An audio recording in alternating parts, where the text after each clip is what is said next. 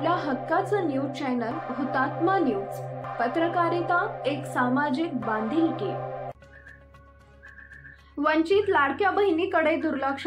जन्माचे गाव नाही, घराचा पत्ता नाही, आधार नाही, रहिवासी नाही, शिक्षणाचा गंधण असलेल्या डोंबारी समाजाची व्यथाच निराळी आहे। उद्याच्या पोटाची काळजी कशाला, आभाळ पांघरू दगड उशाला, गाळूनी घाम आता मागूया भाकरी, नाचतो डोंबारी ग नाचतो डोंबारी। या ओळी डोंबारी समाजाची स्थिती सांगणाऱ्या आहेत। एकीकडे केंद्र व राज्य सरकार शाळाबाह्य मुलांना शिक्षणाच्या प्रवाहात आणण्यासाठी विविध स्तरावर प्रयत्न करत आहे। त्यात प्रचंड वेगाने सुरू असलेल्या योजनेमुळे सरकार लाडक्या बहिणीला महिना 1500 रुपये बँक खात्यावर जमा करत आहे। तर या वंचित बहिणीबाबत वास्तव वेगळंच आहे। विविध भागातून भटकंती करत डोंबारी कुटुंब वडूज शहरातील आठवडे बाजारा दिवशी दाखल झाले। कोवळ्या जीवांना जीवघेण्या कसरती करायला लावून त्यातून मिळणाऱ्या पैशावर उदरनिर्वाह करतानाचं चित्र तहसील कार्यालयासमोर दिसून आले। डोंबारी समाज विविध कसरती करून पोटाच्या खळगीसाठी जीव टांगणीला टाकल्याचं भयानक वास्तव पाहण्यास मिळाले। तर शहरातील विविध भागात डोंबाऱ्याचा खेळ करत आहेत। दोरीवरच्या कसरतीचा हा खेळ पाहण्यासाठी नागरिक, बाल, गोपाल, युवक जमले होते।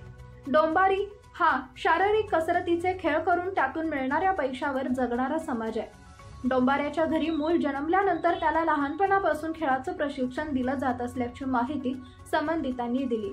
6 इंचाच्या सायकलच्या गोल रिंगणातून संपूर्ण शरीरात बाहेर टाकणे, काठीच्या आधाराने दोरीवरून चालणे आदी साहसी खेळ करतात।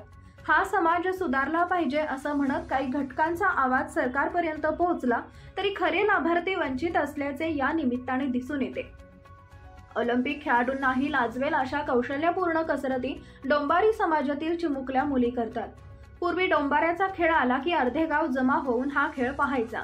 त्या रिंगमधून शरीर बाहेर काढणं, दोरीवर हातात बांबू घेऊन चालणे, कोलांट्या उड्या मारणे, डोळ्यात सुई पकडणे आदी प्रकारचे साहसी खेळ दाखवले जायचे। खेळ झाल्यावर जमलेले बघे 10-20 रुपये व जास्तीत जास्त 50 रुपये द्यायचे।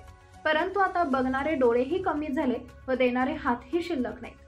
या समाजाला सरकारचा कोणताही आधार नाही। कुटुंबाचा उदरनिर्वाह चालवण्यासाठी असे खेळ करून उपजीविका भागवावी लागते। दररोजच्या खेळातून मोठ्या प्रमाणात 1000-1500 रुपये मिळतात, परंतु ग्रामीण भागात 100 रुपये व प्रसंगी धान्यही मिळत असल्याच्या प्रतिक्रिया या भगिनींनी व्यक्त केल्या।